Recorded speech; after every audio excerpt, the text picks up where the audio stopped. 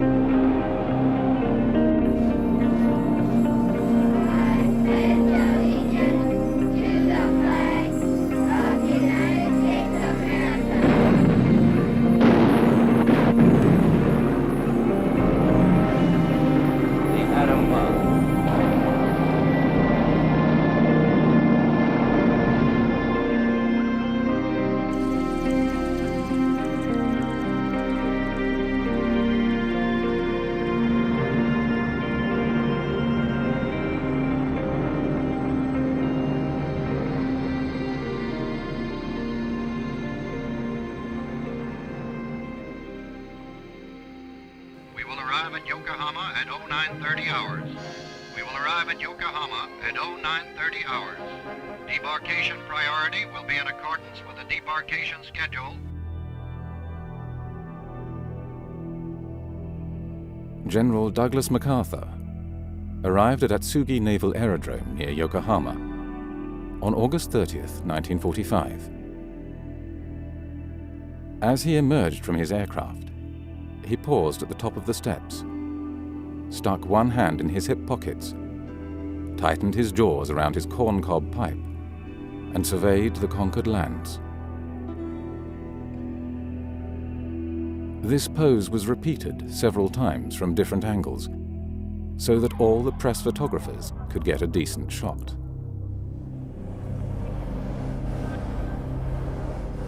Democracy was to be instilled in the Japanese people, as though they had never heard of it.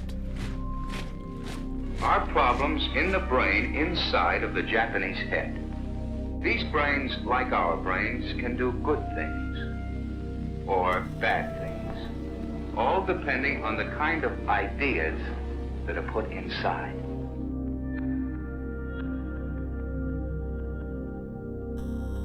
Kabuki plays featuring loyal samurai were banned or heavily censored, as were books and films about the bombings of Hiroshima and Nagasaki. Satirical cartoons of MacArthur and mention of occupation censorship were strictly forbidden. The Commission finds you guilty as charged and sentences you to death by hanging. Yamashita himself thanked the Commission for the fairness of his trial. Prime Minister at the time of the war in the Pacific, General Tojo, remarked during his trial, "None of those Japanese would dare act against the Emperor's will." The cross-examination was immediately cut short, and a week later, Tojo dutifully stated that the Emperor had always loved and wanted peace.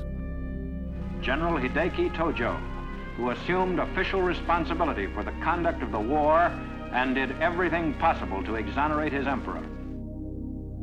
MacArthur would later remark to the US Senate that in terms of modern civilization, the Japanese were like a 12-year-old boy.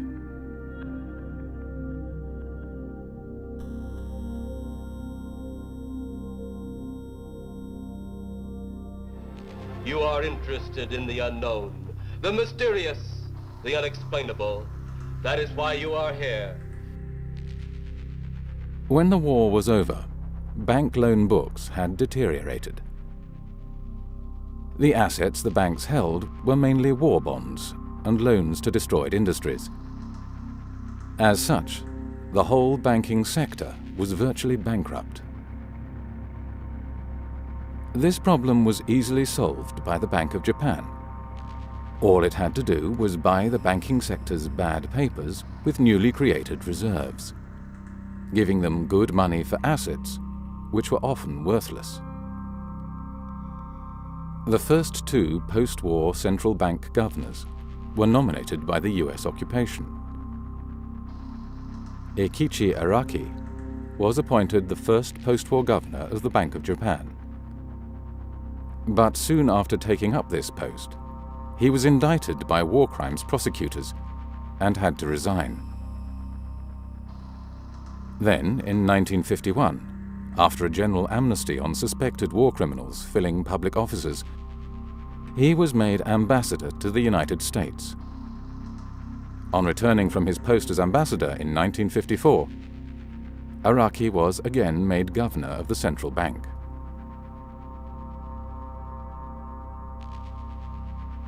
After the 1951 amnesty for war criminals, much of the Japanese wartime bureaucracy was returned to their wartime positions. This included wartime politicians and most Home Ministry bureaucrats who had been in charge of the thought police, a number of which moved to the Education Ministry. Japan is the key to the fate of the Far East. Once again, for the second time in the march of modern history, those words have urgent reality. In order to avert the kind of rural unrest that was helping the communists in China, the Americans initiated the redistribution of land from big landowners to their tenants. The capitalist elite in Japan, known as the Zaibatsu, were purged as supporters of a criminal war and prohibited from further business activity. Basically, the fascist policies of the 30s that the reform fascist bureaucrats could not implement during the war even. Yes. The US occupation managed to complete, like the land reform and right. These Zaibatsu policies. Yeah, it's a very funny encounter of Japanese wartime fascists and American New Dealers.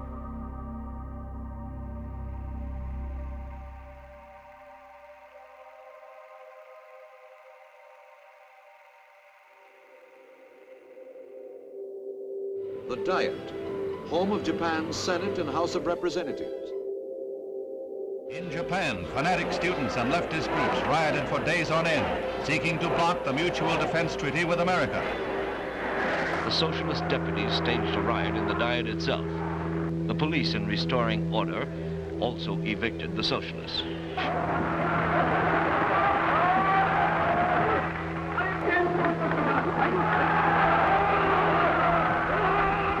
The speaker was carried to the platform and called to order the session that approved the treaty.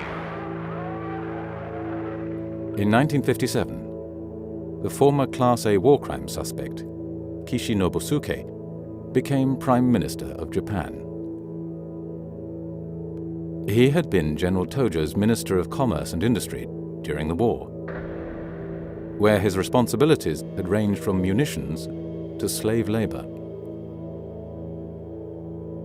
While Hitler's war economy minister yes. was in Berlin's Spandau prison, yes. Albert Speer, his Japanese wartime colleague was prime minister right. of yes. the country. Yeah. Although Kishi became a defender of democracy after the war, before and during the war, he had described himself as a national socialist. With money from crime syndicates, industrial corporations and CIA slush funds, Kishi built the Liberal Democratic Party into a powerful political machine.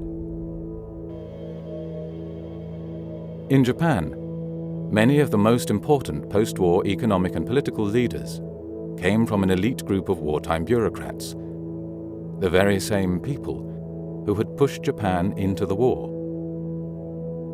The Liberal Democratic Party stayed in power for almost 40 years. Welcome home in Japanese to these American soldiers. After a tour of duty in Korea, they are returning to their base in Japan, where once, a short time before, they were stationed as occupation troops. And how do they return? How are they received by the people whose land they occupy? Not as overlords, not as antagonists, not as men who are distrusted and feared and resented, but as friends.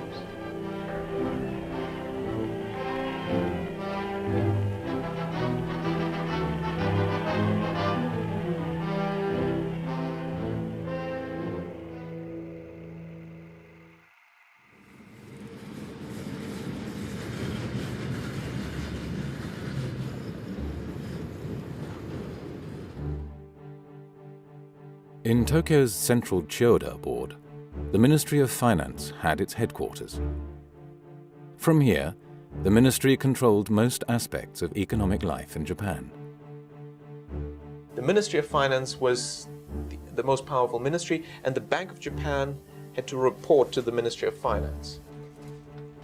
Ministry of Finance officials elicited deep and hushed exclamations of awe and respect. And former ministry bureaucrats obtained influential posts as heads of private and public institutions. But in one area, the ministry did not have actual control, and that was the quantity of credit creation and its allocation, which was decided by the Japanese central bank, the Bank of Japan. They told the Ministry of Finance and the public and the journalists, we run monetary policy through interest rates. And they let the Ministry of Finance rein in their interest rate policies. But the rule was done through not interest rates, which is the price of money, it was done through the quantity of money.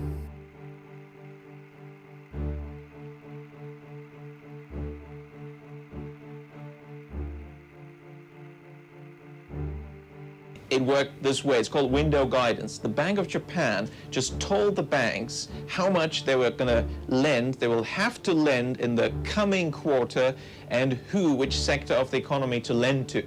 It's credit allocation, credit control. The Bank of Japan gave quarterly instructions to individual banks on the value of loans and which industrial sectors they should be allocated to. All loans were broken down in sectors and subsectors, and large-scale borrowers had to be listed by name.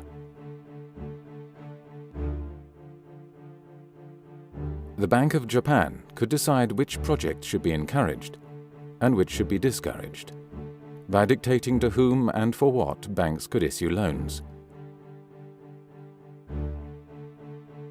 This was the war economy system, adapted to the production of consumer goods. The 95 million people of Japan now enjoy a national income second only to the United States and the more prosperous nations of Western Europe. It's not a good system for capitalists, shareholders, but for the population, it created a lot of wealth, very even income and wealth distribution, very high growth, and very rapidly raised quality of life and standards of living. In 1959 alone, the economy expanded by 17%.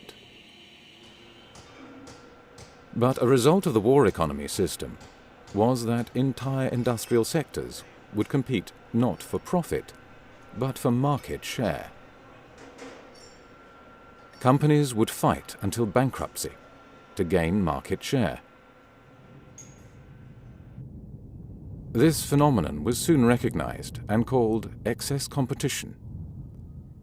The solution was the creation of explicit or implicit cartels.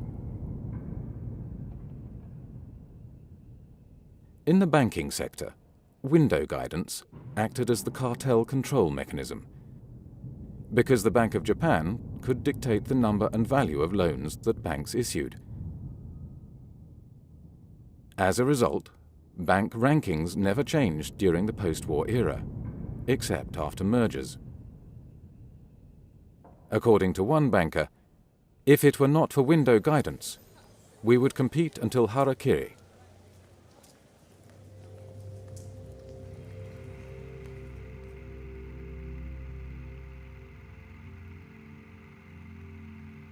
The U.S. current account deficit surges to its highest level in 9 years. The size of the increase took many economists by surprise.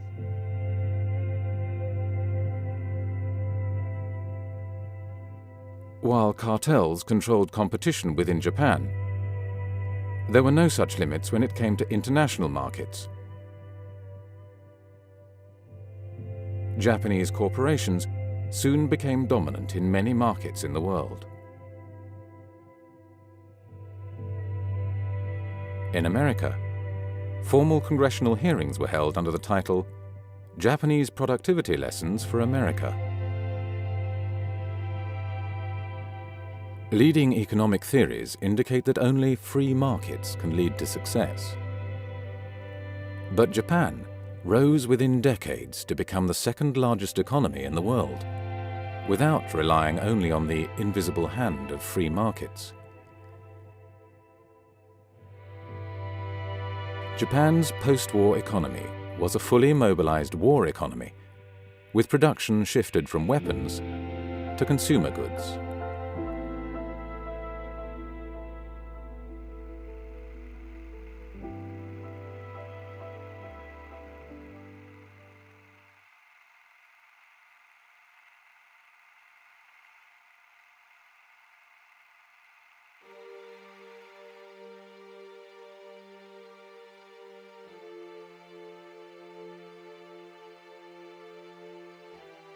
Since the Bank of Japan presented itself as a champion of free markets, window guidance was an embarrassment. Official publications either failed to mention it or downplayed its role by calling the credit controls voluntary. Whenever the Ministry of Finance would inquire about the Bank of Japan's credit creation and allocation policy, Bank of Japan staff would engage in complex discussions, full of technical jargon, to make the process appear impenetrable to non-experts.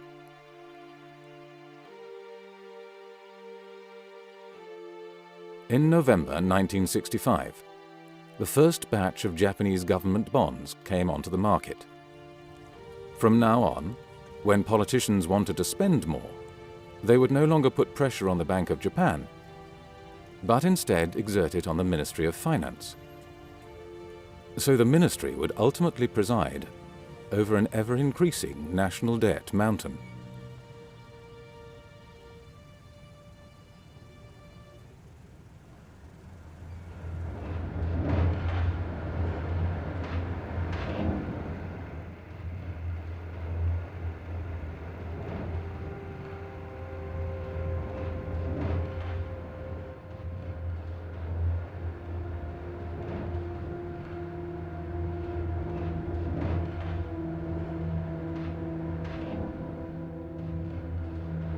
The 1980s was an era of financial deregulation in the industrialized world. Most industrialized countries lifted their restrictions on the movement of capital. In Japan, Tadashi Sasaki, a former governor of the Bank of Japan, called for a 5-year plan for the transformation and liberalization of the Japanese economy. Then, in 1986, the Advisory Group on Economic Restructuring, headed by the former Bank of Japan governor, Haruo Maekawa, proposed a 10-year economic reform plan designed to make the living standards of Japanese more comparable to those enjoyed in the West. The proposal stated that the time has now come for Japan to make a historical transformation in its traditional policies on economic management and the nation's lifestyle. There can be no further development for Japan without this transformation.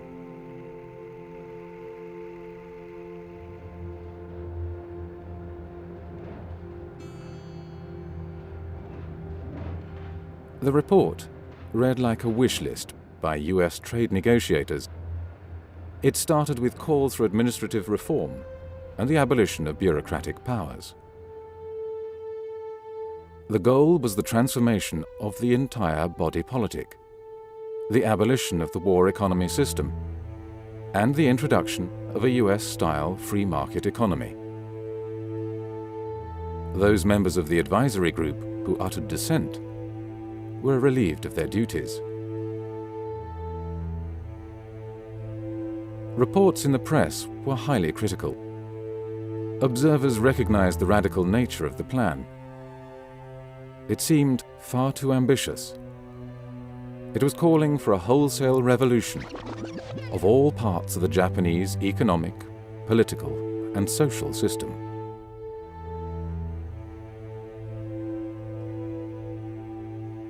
Although the report was clear about what was wanted, it was embarrassingly silent about how these goals would be achieved. The only clue hidden in the report was, in the implementation of these recommendations, fiscal and monetary policy have a significant part to play. The Bank of Japan has always been on the record arguing that this typical Japanese system that we're so familiar with should be scrapped. It just should be entirely scrapped, and US-style capitalism should be introduced. Now, whether you agree with that or not is an entirely separate question, but the Bank of Japan certainly thinks it should be scrapped. And now the next question is, how do you do that? Well, the Ministry of Finance has been legally in control for most of the post-war era. We've got entrenched bureaucratic structures, politicians, and all these cartels and so on. That was the old system. Well, history teaches a system changes only fundamentally if there's a crisis. The Commission proposed that monetary policy should be used to promote a historic crisis, sufficiently large to overcome the vested interests of the Ministry of Finance, politicians, and corporate Japan. Every system has groups that benefit from it, and hence have no desire to change it. There is probably no country in the world that has changed its economic, social, and political system in a significant way without a crisis. It is the crisis that convinces citizens and interest groups of the need for change. Well, and how can you achieve this? Well, you need a crisis. And the best way to create it is to have a bubble, because that's how nobody stops you.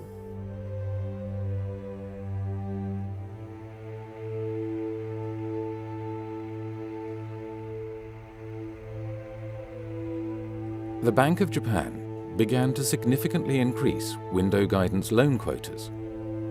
Average yearly loan growth quotas were close to 15% in the late 1980s. One city banker would later remark, "During the bubble, we wanted a certain amount of loan increases, but the Bank of Japan wanted us to use more." 当時は20代とか30代でそんなに年収300万ぐらいでも銀行がお金を貸してくれる、どんどん貸してくれるっていうそういう時だったから、すごい若いのにマンション2個も3個も持ってる人とかいっぱいいた。The credit boom caused not only a boom in real estate, but also in the stock market.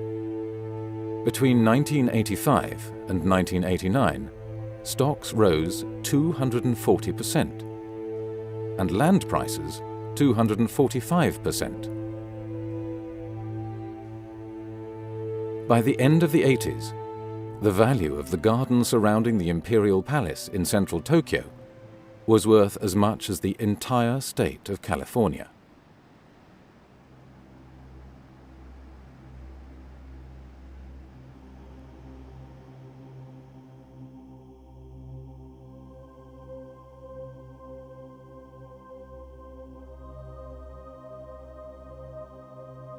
Although Japan is only 1/26th the size of the United States, its land was valued at 4 times that of the United States.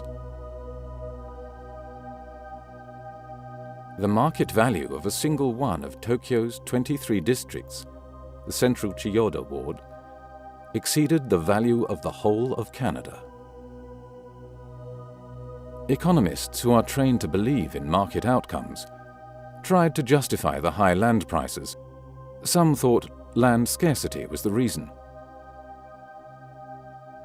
Shiny new corporate headquarters rose in Tokyo's posh business districts.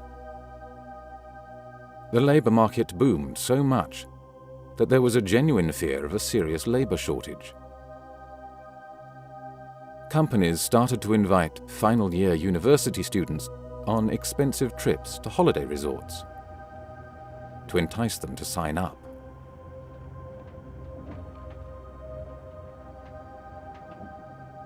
The politicians loved it. The Minister of Finance loved it. We had a boom, tax revenues going up. The companies loved it. Everything was wonderful in the bubble era. 毎日が本当にお祭りだった気がする。女子は飲みに行っても全部おごりだし、で帰りは必ずタクシー券をもらえたし、で電車で帰るなんて誰もしなかった。みんなが飲み会に行って、で上司からタクシー券をもらって帰るっていう。With asset and stock prices rising inexorably, even traditional manufacturers could not resist the temptation to try their hand at playing the markets. Soon they expanded their finance and treasury divisions to handle the speculation themselves. These company hedge funds, known as Zytec, used borrowed money to engage in property and share speculation. The frenzy reached such proportions that many leading manufacturers, such as the car maker Nissan, made more money through speculative investments than through manufacturing cars. Literally thousands of articles were written on the new Japanese miracle economy. A common explanation by economists was that high and rising productivity explained the impressive performance of Japan's economy.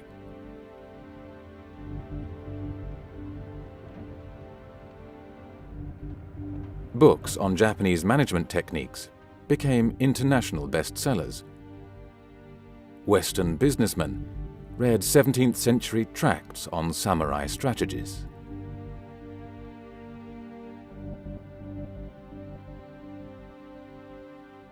In reality, Japan's stellar performance in the 1980s had little to do with management techniques. Instead of being used to limit and direct credit, window guidance was used to create a giant bubble.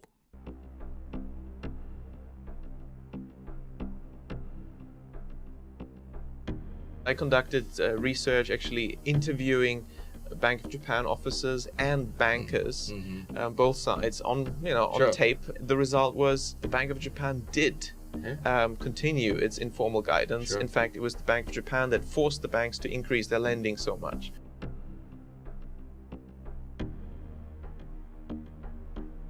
The Bank of Japan knew that the only way for banks to fulfill their loan quotas was for them to expand non-productive lending. In the words of one banker, if there is no demand for credit from low-risk borrowers, and we want to use up the quota, the risk gets worse. Another banker is quoted as saying that a side effect of the window guidance rule of loan increases was that the banks increased lending even when there was no loan demand.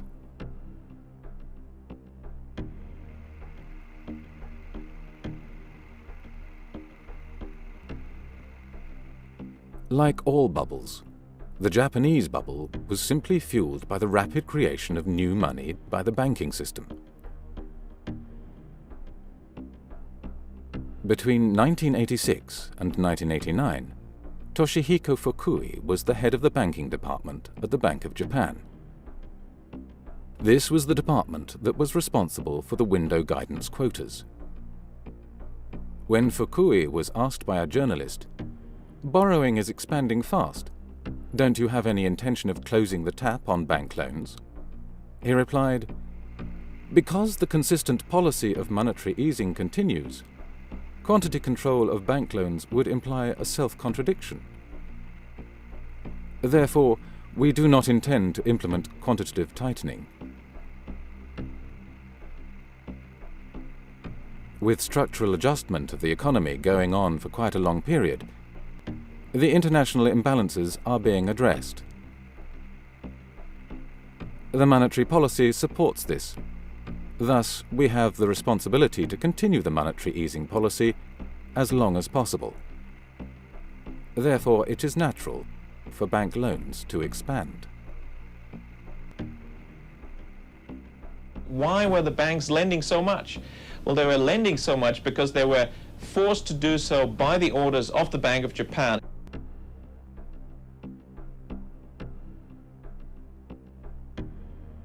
Normally, banks choose clients from among a large number of loan applicants. turning down a significant percentage. But from 1987 onwards, the tables had turned. It was the bankers who were aggressively pursuing potential customers. Anecdotes abound about how the banks were soliciting loans at bargain interest rates, pursuing clients like street peddlers.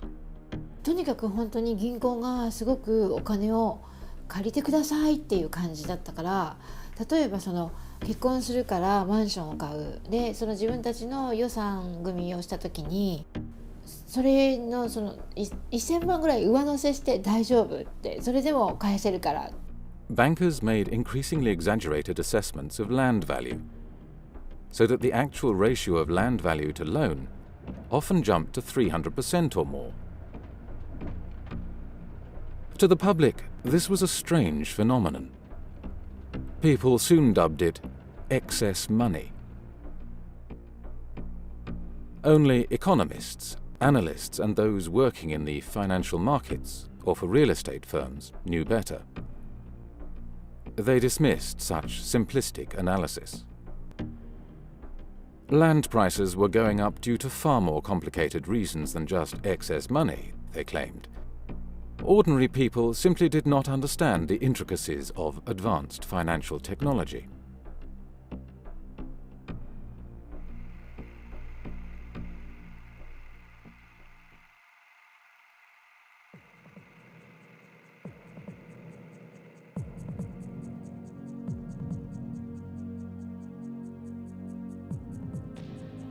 When a country creates too much money, some of that money spills out abroad in the form of investments.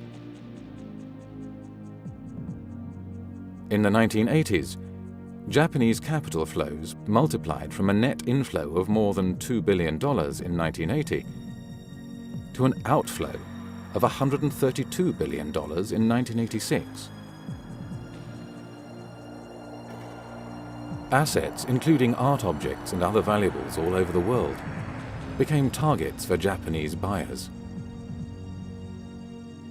There were high-profile purchases, such as the Rockefeller Center, Columbia Pictures, and Pebble Beach Golf Course. Japanese money bought a staggering 75% of all United States Treasury bonds auctioned off in 1986.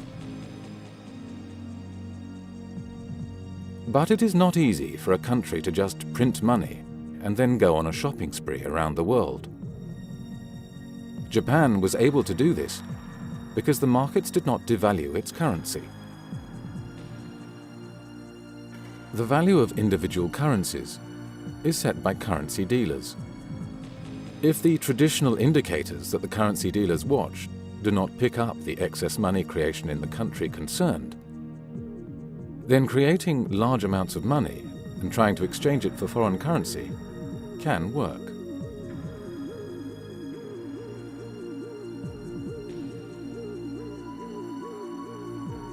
Japan had pulled off the same trick that the United States had used in the 1950s and 1960s, when US banks excessively created dollars.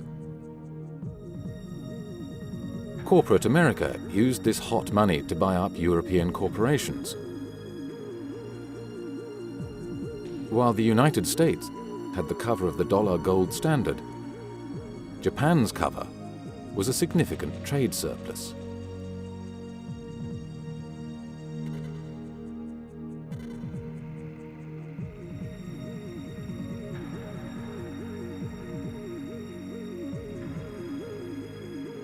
An early warning indicator of the build-up of systemic risk in the banking system is the ratio of loans for non-GDP based transactions to total loans.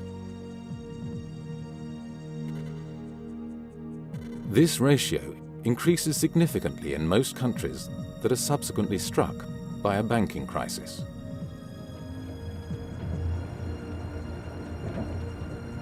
It was this same process that fueled the mortgage lending and house price booms in the United States and the United Kingdom in the 1980s and the 2000s. The same process also created the Golden 20s, In the 1920s, United States banks lent with stocks as collateral. The principle remains the same. As each bank took the stock price as a given, it created new money. With more money in the stock market, stock prices had to rise. Each bank thought it was safe accepting a certain percentage of the value of the stock as collateral. But the actions of all banks together drove up the overall market. In Japan, total private sector land wealth rose from 14.2 trillion yen in 1969 to 2,000 trillion yen in 1989.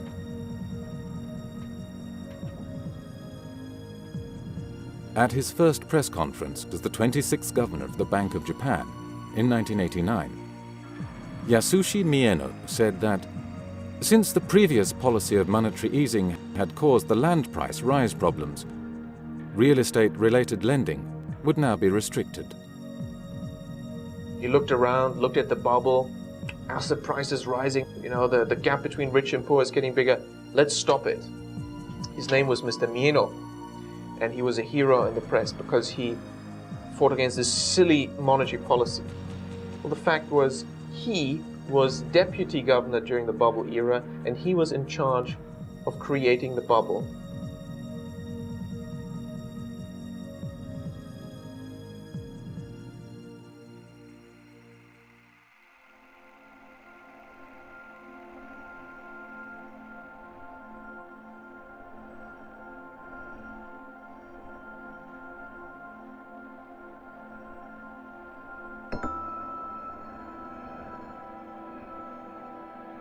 All of a sudden, land and asset prices stopped rising. In 1990 alone, the stock market dropped by 32%. Then, in July 1991, window guidance was abolished. This took the window guidance officers at the Bank of Japan themselves by surprise. Bankers were left almost helpless. They complained that they did not know how to make their lending plans anymore. In the past, when a certain branch had said they would like to lend more, they would respond that the window guidance quota had been used up. Now they couldn't do that anymore. As banks began to realize that the majority of the 99 trillion yen in bubble loans were likely to turn sour, they became so fearful that they not only stopped lending to speculators, but also restricted loans to everyone else. Well, it's a bleak Christmas ahead for Japan. The stock market on Monday sinking to its lowest close in over 2 years.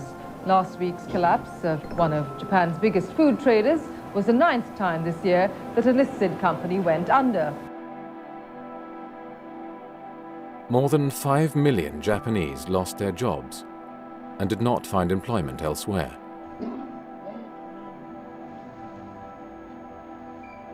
Suicide became the leading cause of death for men between the ages of 20 and 44.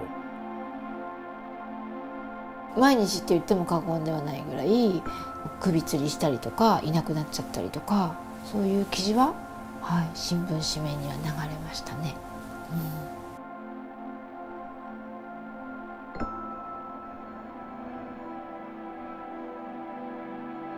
Between 1990 and 2003, 212,000 companies went bankrupt.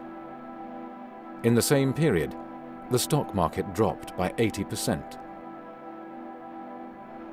Land prices in the major cities fell by up to 84%. Some economists seemed relieved.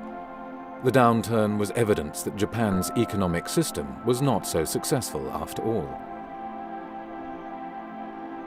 Meanwhile, the governor of the Bank of Japan, Yasushi Mieno, said that, thanks to this recession, everyone is becoming conscious of the need to implement economic transformation.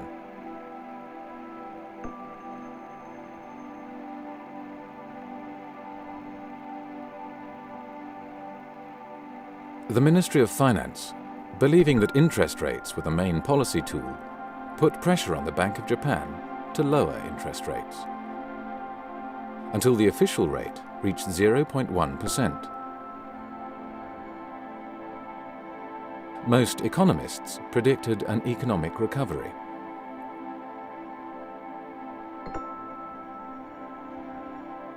But despite frequent assertions in the financial press and by central banks that lower interest rates will stimulate growth and higher interest rates will slow growth, there is no empirical evidence for this relationship.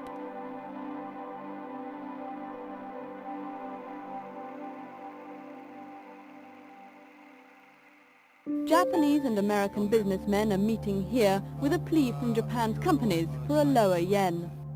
Only 6% of Japanese exporters can make profits with the dollar at less than 100 yen. On average, they need the American currency to rise above 117 yen to break even. The Ministry of Finance asked the Bank of Japan to sell large amounts of yen and buy US dollars, so that the exchange rate of the yen would fall and exports would pick up. We all know the two of them, the Ministry of Finance, MOF in Japan, and the Bank of Japan, they just don't get along well. And what has been happening also, again, this month, is that the Bank of Japan has been sterilizing its own intervention. Well, to be precise, the intervention ordered by the Ministry of Finance. The Ministry of Finance tells the Bank of Japan to go out and buy, well, we had a figure roughly 20 billion worth of US treasuries, but the Bank of Japan is sterilizing this, which means it is basically taking the money from the economy to fund this purchase. Most researchers agree sterilized forex intervention doesn't work. The BOJ is again sterilizing. That's why it doesn't work. That's why the yen has remained strong. A central bank can withdraw money from the economy by selling its assets, just as it can inject money into the economy by buying assets. When central banks buy and sell assets, they increase or decrease the amount of money circulating in the economy. Officials at the Bank of Japan ignored this and instead claimed that this structural transformation or reform may produce deflationary forces in the short run, but will generate a much more efficient economy after a while.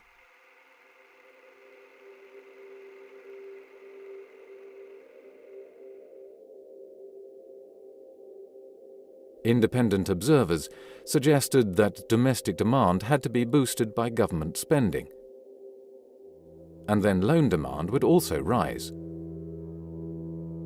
For a decade, the government followed their advice, boosting government debt to historic levels. Between 1992 and 2002, 10 stimulation packages worth 146 trillion yen were issued. Mr. Richard Werner is chief economist at Jardine Fleming Securities in Tokyo. He joins us now to share his views on where the Japanese economy is heading. Mr. Werner, good evening to you. Thank you for joining us. The government was spending with the right hand, putting money into the economy, but the fundraising was done through the bond market, and therefore it took the same money out of the economy with the left hand. There was no increase in total purchasing power, and that's why the government spending couldn't have an impact. By 2011, Japan's government debt would reach 230% of GDP, the highest in the world.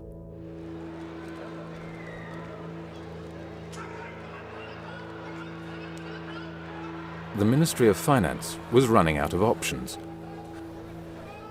Observers began to blame the ministry for the recession and started to listen to the voices that argued that the recession was due to Japan's economic system. But how difficult would it have been to solve the problems of bad debt in the banking sector and deflation? It turns out that this would not have been so difficult after all.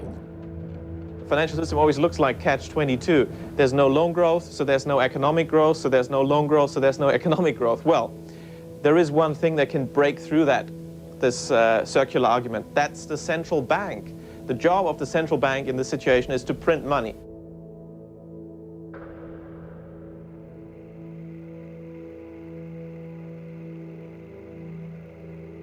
What we need now is more radical measures, and there are some painful ones, but there are also painless ones. The central bank could, for example, just buy all bad debts. At face value, Japan would have the strongest banks in the world.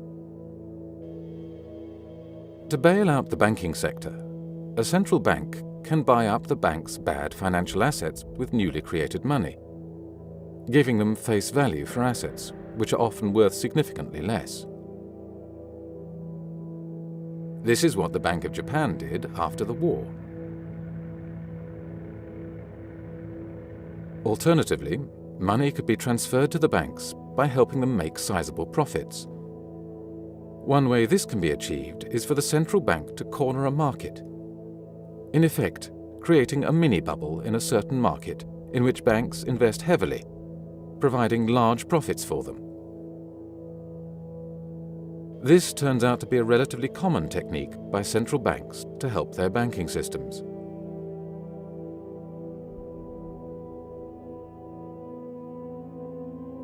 Other proposals include measures to introduce zero-risk borrowers to banks, or introducing accounting changes that help their balance sheets.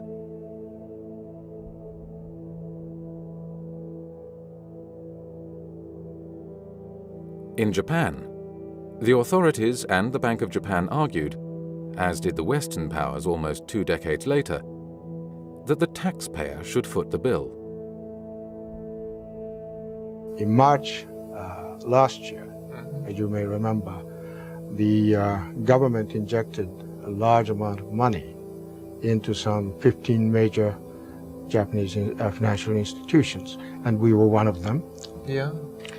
That helped us write off bad debts and also to beef up our capital base so that we would be prepared to lend. Tax money has been used to recapitalize banks. However, there is no evidence that taxpayers have been responsible for the bank's problems. Therefore, such policies have likely created a moral hazard.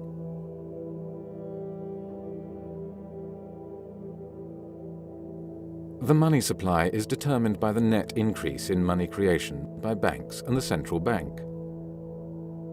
If moral hazard dictates that the banking sector should not be bailed out, deflation and recession can still be avoided by the central bank. To do this, the central bank can increase the money supply. A central bank can increase the amount of money in an economy at any time, without limit, by simply buying assets from the private sector and paying with newly created credit. The Bank of Japan could, for instance, have bought real estate and converted it into public parks.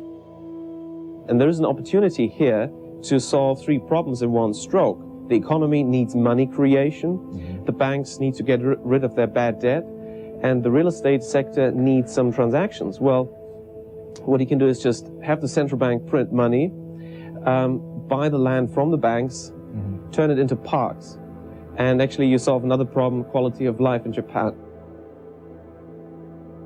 Even if the Bank of Japan had later sold these parks at a fraction of the cost, it would still have made money, because it costs a central bank nothing to create the money in the first place.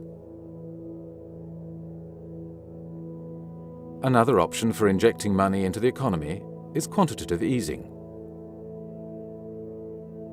Despite having all these options available, the Bank of Japan, at every stage, refused to implement policies that would have resolved the crises.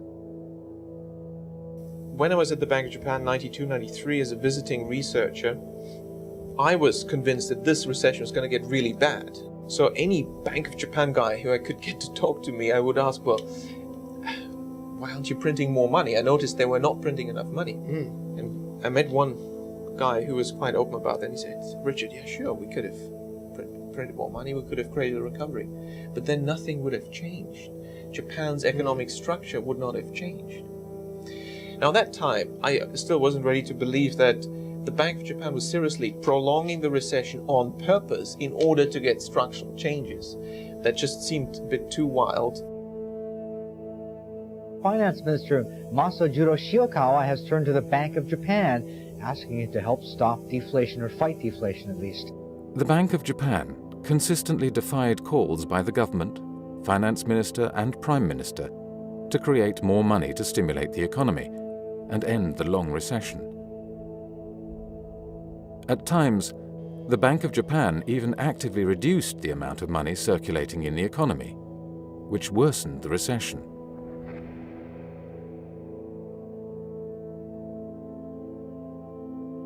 The Bank of Japan's arguments always came to the same conclusion, namely that the blame lay with Japan's economic structure. Central bank staff even argued that significant monetary easing could cause harm by inducing a further delay in the progress of structural adjustment.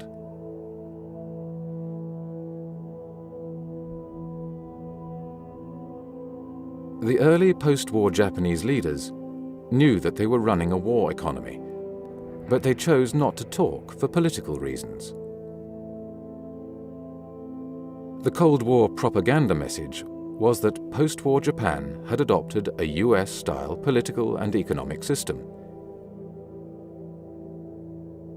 Unwilling to tell the truth, the early post-war leaders took their intimate knowledge about the origins of Japan's miracle economy with them to their grave. A generation of bureaucrats and politicians reigned in the 1980s and 1990s who did not understand the true character and purpose of their own country's economy. A whole generation of Japan's economists had been sent to the United States to receive PhDs and MBAs in US-style economics. Since neoclassical economics assumes that there is only one type of economic system, namely unmitigated free markets, where shareholders and central bankers rule supreme, many Japanese economists quickly came to regurgitate the arguments of US economists.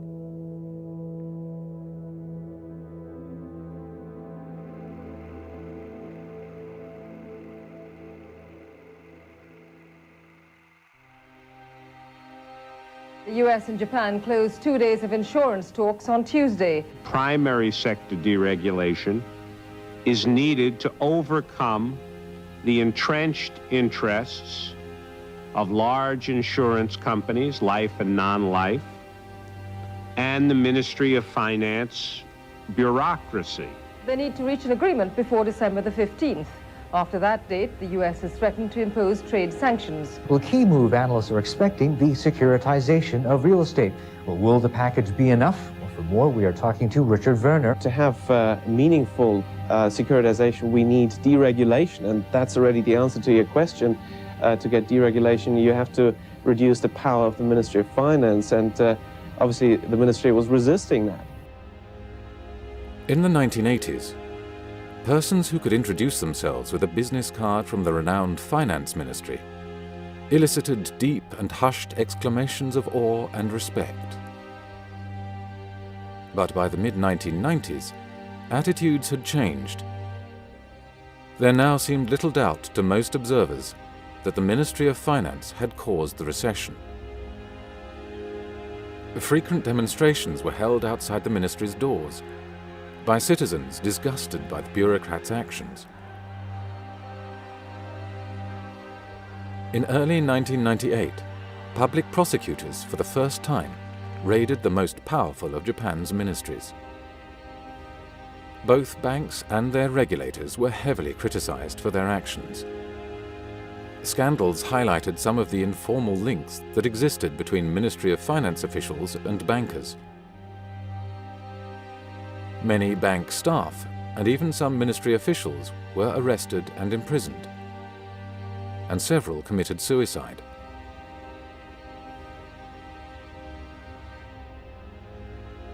As central banker Masaki Shirakawa had explained,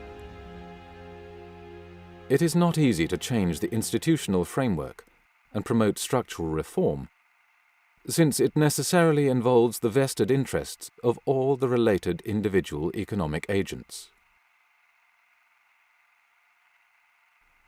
While Yutaka Yamaguchi, a deputy governor of the Bank of Japan, had said that The Bank of Japan had faced the big dilemma that monetary easing would produce the mitigation of immediate risks, which in turn would result in a delaying of adopting ultimate solutions.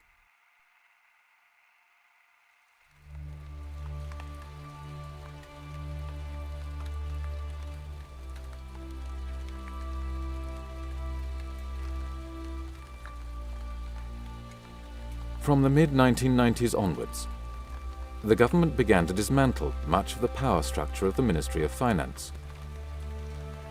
The Bank of Japan, on the other hand, saw its influence grow significantly. You have written just recently, there's no doubt in your mind, the central bank, the Bank of Japan, will be cut loose from the Ministry of Finance and become pretty much independent, putting it on a footing with other central banks. Briefly, why are you so sure? Basically, the Ministry of Finance, which had been controlling, legally at least, the Bank of Japan, I mean that's what the law says, has lost all credibility. The Ministry of Finance is being blamed for the creation of the bubble, for the long recession, and for many other problems we had recently in Japan. Whereas the Bank of Japan has been out of the spotlight of public criticism, and it's using that now to say, well, the MOF has been bad, we need independence now. Richard, thanks very much. I have been speaking to Richard Werner, Chief Economist at Jardine Fleming Securities in Tokyo. Soon after his retirement from the position of Governor of the Bank of Japan in 1994, Mieno embarked on a campaign, giving speeches to various associations and interest groups.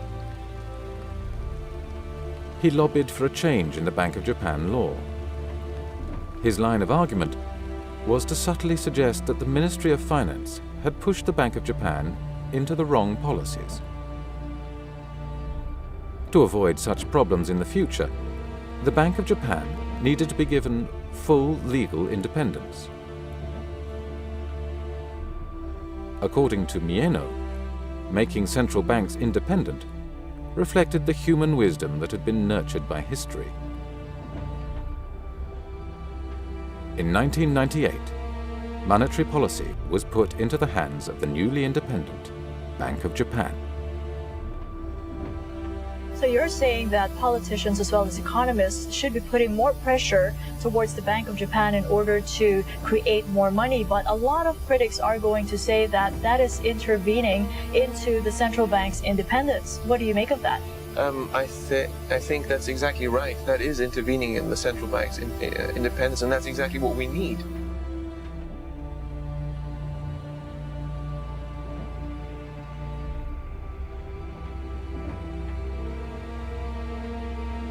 The numerous scandals that followed the bursting of the bubble also brought down the 1955 system of one-party rule by the Liberal Democratic Party.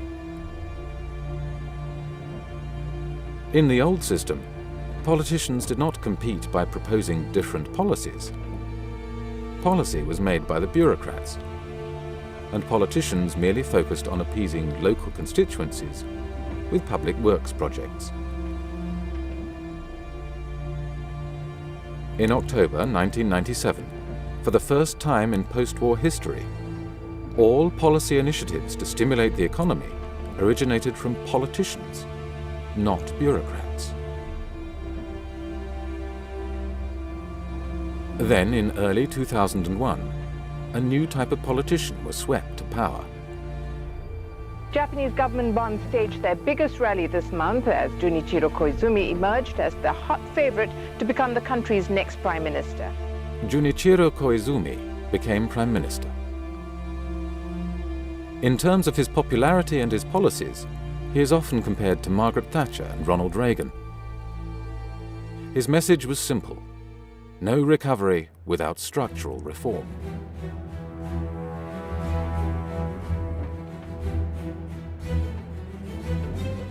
At the Geneva summit in July 2001, he said, "Some say recovery comes first, without reforms.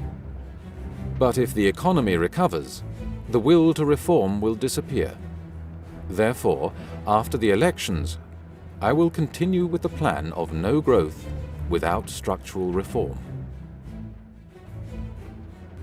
During 2001, the message of no economic growth without structural reform had been broadcast on an almost daily basis on the nation's TV screens.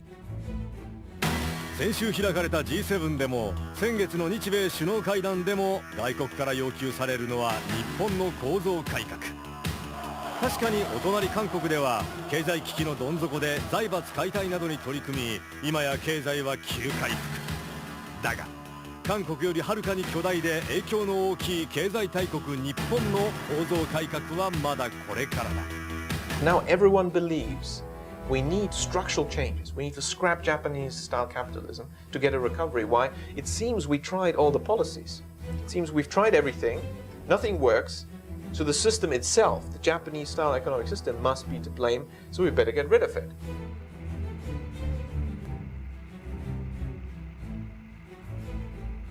Japan was shifting its economic system to a US-style market economy. And that also meant that the center of the economy was being moved from banks to stock markets. To entice depositors to pull their money out of banks and into the risky stock market, reformers withdrew the guarantee on all bank deposits, while creating tax incentives for stock investments. As US-style shareholder capitalism spread, unemployment rose significantly. Income and wealth disparities rose, as did suicides and incidents of violent crime. Then, in 2002, the Bank of Japan strengthened its efforts to worsen bank balance sheets and force banks to foreclose on their borrowers. Until then, Hakuo Yanagasawa, Minister for Financial Services, had resisted the Bank of Japan-inspired proposal to inject tax money into banks, effectively nationalizing them, taking over their management, and using this power to call in loans from companies, thus triggering many bankruptcies of large firms. Mr. Yanagasawa was duly sacked by the Prime Minister and replaced with Heizo Takenaka. Takenaka was a supporter of the Bank of Japan's plan to increase foreclosures of borrowers.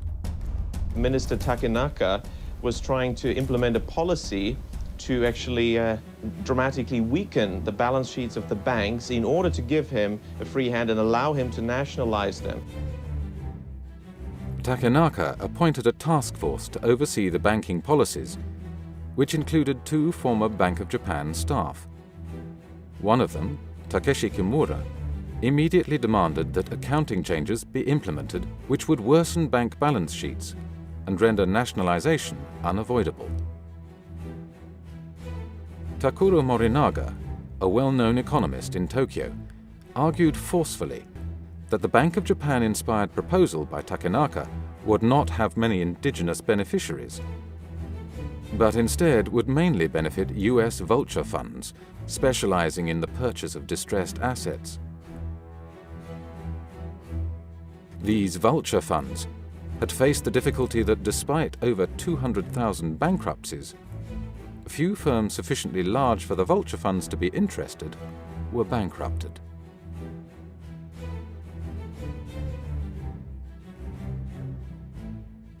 When Kimura's and Fukui's support for the bankruptcy plan was voiced, the former operated a private company that advised on the securitization of distressed assets, and the latter was an advisor of the Wall Street investment firm Goldman Sachs, one of the largest operators of vulture funds in the world. Mr. Fukui, also his mentor, Mr. Mieno, and his mentor, Mr. Maekawa, and you've guessed it, these are some of the princes of the yen that the book is all about. They have said on the record in the 80s and also throughout the 90s, what is the goal of monetary policy? It is to change the economic structure. Now, how do you do that? Well, you need a crisis, and that's really what they've done. They've created a crisis to change the economic structure. Richard, we're just out of time. I have to cut you off. Thank you so much, and we apologize. 当時はですね、3ヶ月に一度ですね、要はどれぐらい貸出額を増やすかということを各銀行が割り当てられるわけですね。で、窓口量については、例えば A 銀行がいくら、B 銀行がいくらということで、これはもう明らかに、命令といいましょうか、お宅の銀行はこれだけ増やせというようなことを言われるわけですね。バブルの原因は窓口指導なんですね。で、窓口指導は日銀が独立的に決めたものなんですね。The department responsible for the window guidance quotas at the Bank of Japan was called the Banking Department. And who was in charge of this? The man at the head of this banking department inside the Bank of Japan during the bubble from 86 to 89 was Toshihiko Fukui. Mr. Fukui, the current governor of the Bank of Japan, he's the man who created the bubble. When Fukui had become governor of the Bank of Japan, he would say, "While destroying the high-growth model, I am building a model that suits the new era." They have succeeded on all counts. If you look at the list of their goals, and it was more than a wish list, it was more or less a plan that they mapped out. They wanted to achieve. They've reached all those goals. Destroy the Ministry of Finance, break it up, get an independent financial supervisory agency, reach independence for the Bank of Japan itself by changing the Bank of Japan law, and engineer deep structural changes in the economy by shifting from manufacturing to services, opening up, deregulating, liberalizing, privatizing, the whole lot. In the 1920s, Japan's economy in many ways resembled today's US economy. With fierce competition, aggressive hiring and firing, takeover battles between large corporations, few bureaucratic controls, strong shareholders that demanded high dividends, and corporate funding from the markets, not banks. Yet throughout the post-war era, Japan's economy had been the opposite. Highly regulated, with cartels limiting competition, bank financing and cross-shareholdings reducing shareholder power, no takeovers, and a frozen labour market with lifetime employment and seniority pay. It was claimed that to end the recession and improve performance, Japan must shift from welfare capitalism back to shareholder capitalism. Yet it remains unclear why a country that had run a consistent and significant balance of trade surplus would need to change its economic system to become more competitive.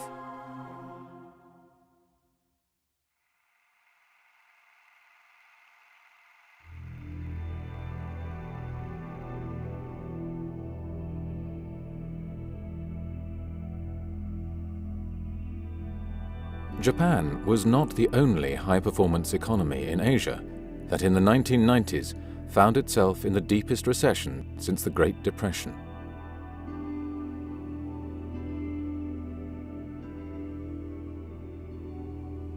In 1997, the currencies of the Southeast Asian tiger economies could not maintain a fixed exchange rate with the US dollar. They collapsed by between 60 and 80% within a year. The causes for this crash went as far back as 1993. In that year, the Asian tiger economies, South Korea, Thailand and Indonesia, implemented a policy of aggressive deregulation of the capital account and the establishment of international banking facilities, which enabled the corporate and banking sectors to borrow liberally from abroad. The first time in the post-war era that borrowers could do so.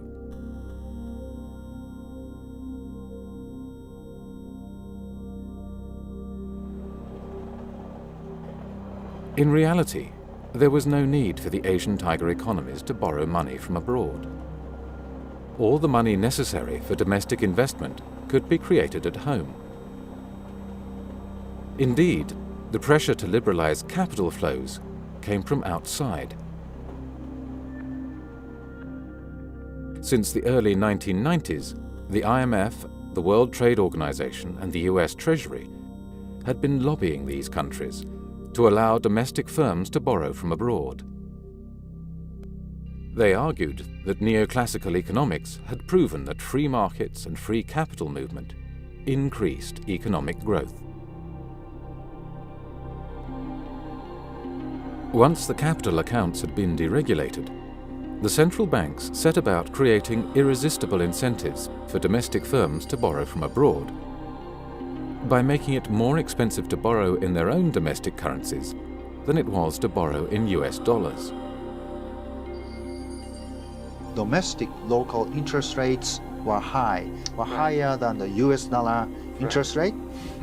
Okay, and the exchange rate was virtually fixed. It was the government and the central bank that said, we will maintain the exchange rate. That's right. That's right. Central banks of Thailand and other East Asian countries resisted exchange rate adjustment, and they tried to send a signal that they would protect the exchange rate. The central banks emphasized in their public statements that they would maintain fixed exchange rates with the US dollar, so that borrowers did not have to worry about paying back more in their domestic currencies than they had originally borrowed. When I went to Thailand, I was actually on an ADB mission as an outside consultant. I went straight to the Bank of Thailand and asked them, were there any informal credit guidance schemes? And they were surprised that I asked this question, because of my study of Japan, I thought perhaps there's something similar. And they told me, it was a young staff who perhaps wasn't aware of the politics involved. He said, yeah, we have this credit planning scheme. Banks were ordered to increase lending, but they were faced with less loan demand from the productive sectors of the economy, because these firms had been given incentives to borrow from abroad instead. They therefore had to resort to increasing their lending to higher-risk borrowers.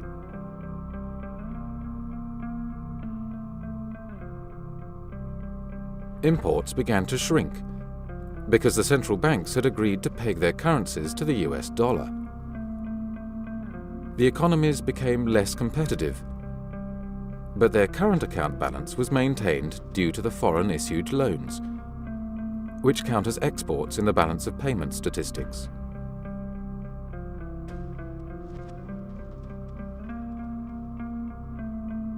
When speculators began to sell the Thai baht, the Korean won, and the Indonesian rupee, the respective central banks responded with futile attempts to maintain the peg until they had squandered virtually all of their foreign exchange reserves. This gave foreign lenders ample opportunity to withdraw their money at the overvalued exchange rates. The central banks knew that if the countries ran out of foreign exchange reserves, they would have to call in the IMF to avoid default. And once the IMF came in, the central banks knew what this Washington-based institution would demand, for its demands in such cases had been the same for the previous 3 decades. The central banks would be made independent. On the 16th of July, the Thai finance minister took a plane to Tokyo to ask Japan for a bailout.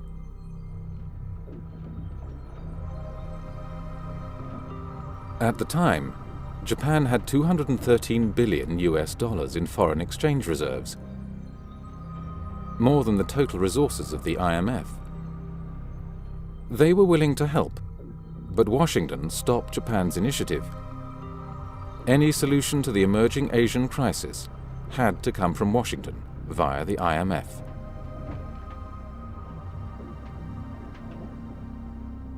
After 2 months of speculative attacks, the Thai government floated the baht.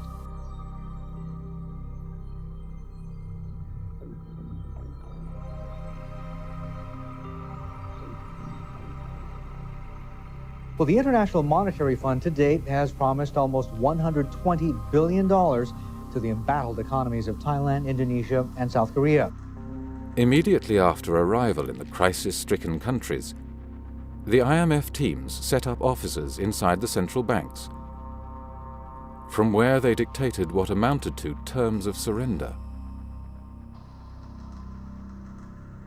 The IMF demanded a string of policies, including curbs on central bank and bank credit creation, major legal changes, and sharp rises in interest rates. As interest rates rose, high-risk borrowers began to default on their loans. Burdened with large amounts of bad debts, the banking systems of Thailand, Korea, and Indonesia were virtually bankrupt. Even otherwise healthy firms started to suffer from the widening credit crunch. Corporate bankruptcies soared. Unemployment rose to the highest level since the 1930s.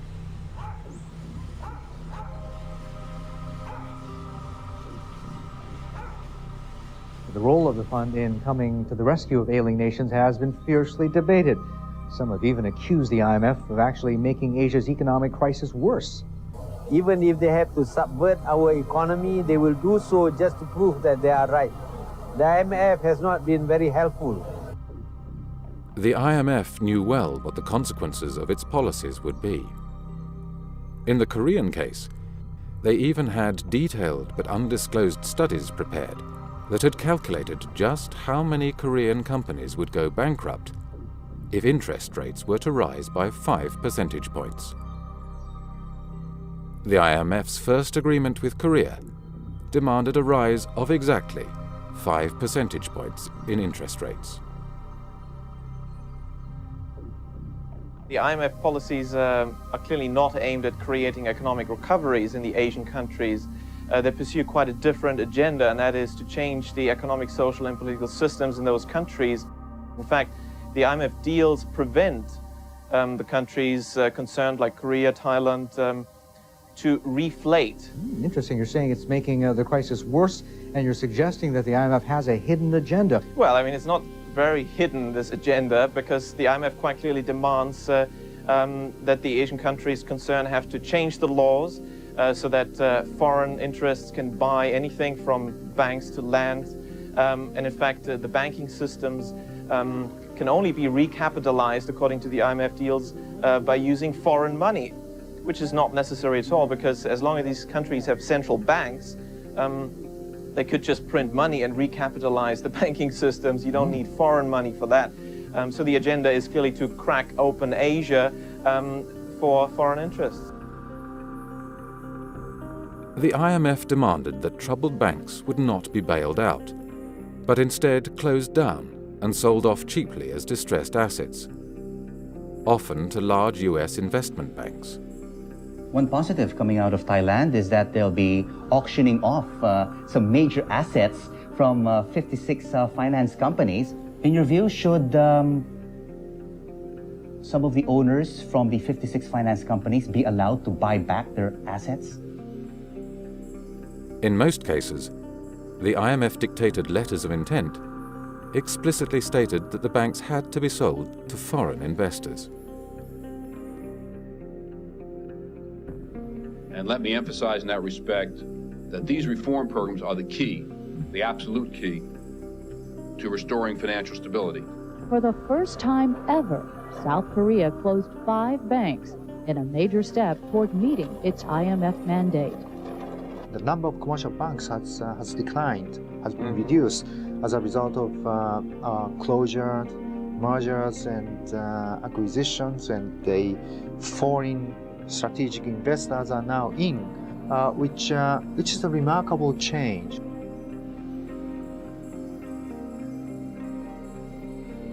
In Asia, government-organized bailouts to keep ailing financial institutions alive were not allowed. But when a similar crisis struck back home in America a year later, the very same institutions reacted differently.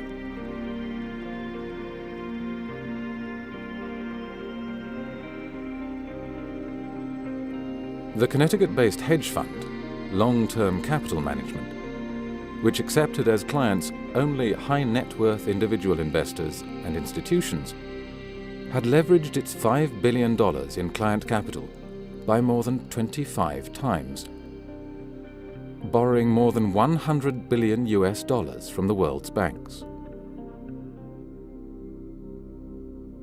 When its losses threatened to undermine the banks that had lent to it, with the possibility of a systemic banking crisis that would endanger the US financial system and economy, the Federal Reserve organized a cartel-like bailout by leaning on Wall Street and international banks to contribute funds so that it could avoid default.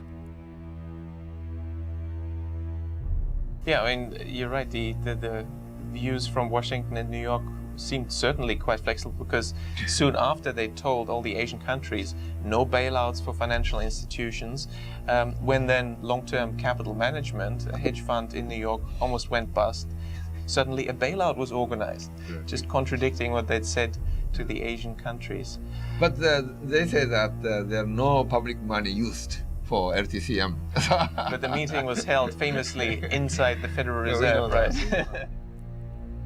Why would the United States make demands on foreign nations in the name of the free market when it has no intention of enforcing the same rules within its own borders? The examples of the Japanese and Asian crises illustrate how crises can be engineered to facilitate the redistribution of economic ownership and to implement legal, structural, and political change. Today, similar events are at work in the Eurozone area.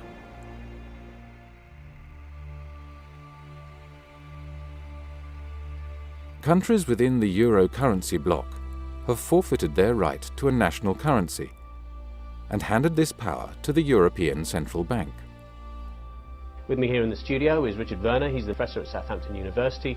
Richard was an advisor to the Bank of Japan and the Ministry of Finance at the end of the bubble era in the 1990s. What's your advice to the ECB? They meet tomorrow. What would you be telling them? Well, again, I mean, they have to focus on the quantity of credit creation more than interest rates. The ECB has a lot to learn from its past mistakes, because basically I think it didn't really watch carefully enough credit creation, where in Spain, Ireland, we had a massive credit expansion under the watch of the ECB.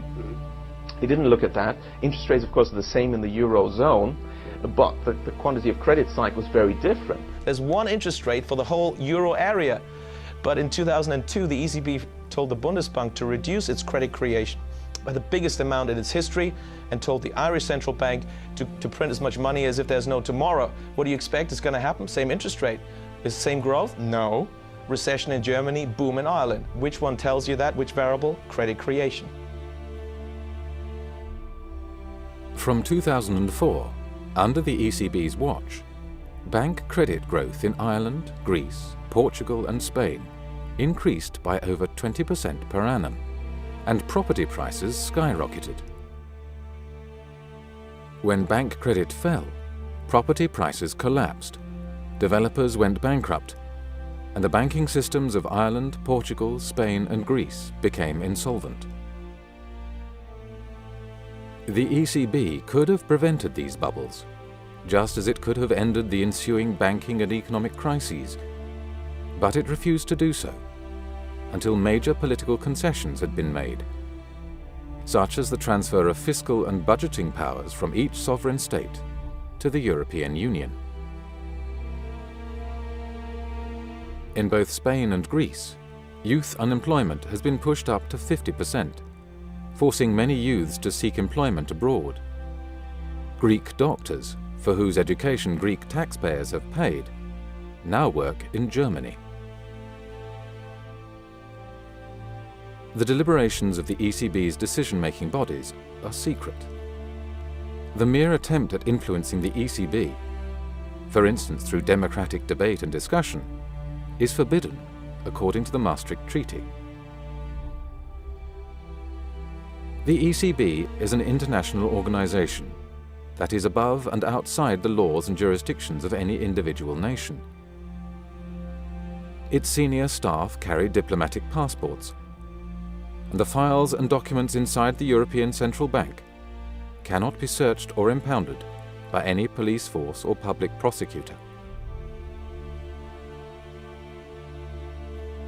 The ECB is well known among economists as one of the world's most powerful and least transparent central banks.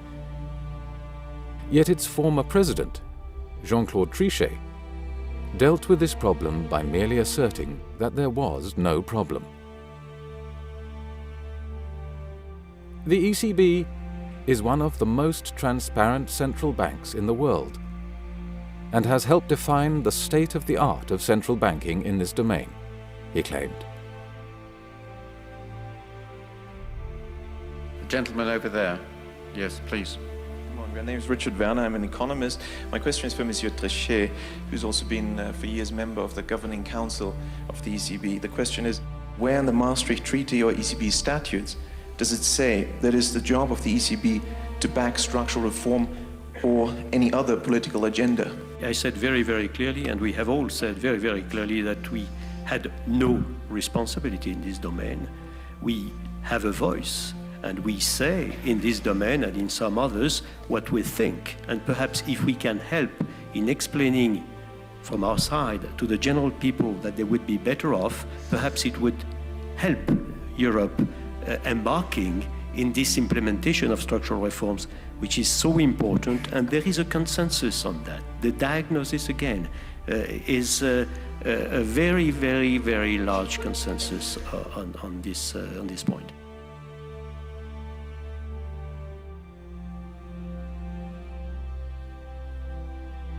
The European Commission, an unelected group whose aim is to build a United States of Europe, with all the trappings of a unified state, has an interest in weakening individual governments and the influence of the democratic parliaments of Europe. It turns out that the evidence for central bank independence that was relied upon in the Maastricht Treaty derived from a single study that was commissioned by none other than the European Commission itself. Published in 1992 under the name One Market, One Money, the study purported to demonstrate that central bank independence led to low inflation. James Forder, an Oxford academic, has since demonstrated that this study was manipulated to obtain the desired result. The story we're being told by the central banks just does not add up, and there is evidence that central banks work differently from what they would like us believe as to how they work. The world over, central banks hold significant yet little understood powers. Often independent, unaccountable and obscure, central banks operate in the shadows, yet their actions affect us all. Central banks in almost all countries worldwide, and the IMF has helped a lot in achieving this, they've become totally independent and in practice not accountable to any democratic institution, and accountability to parliaments is usually minor and in practice meaningless. Whether it is the Bank of Japan, the Federal Reserve, the Bank of England or the European Central Bank, examples of central bank deception abound. In the United States in the 1920s, banks were encouraged to create money and give it to speculators. The resulting depression persuaded the freedom-loving Americans that a decentralized federal system without strong national controls could not work. In the 1990s, the Japanese were persuaded that their economic system, which had brought considerable prosperity and equality, needed to be changed into a so-called free market system. And while Japan's transformation was not yet complete, the central bankers struck again, with an IMF-led raid on the Asian tiger economies.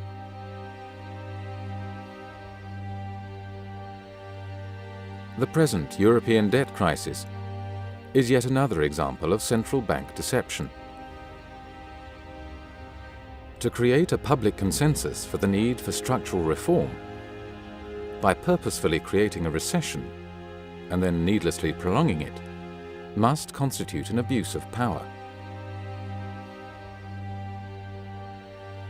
Do citizens really want to be manipulated in such a costly and dishonest manner?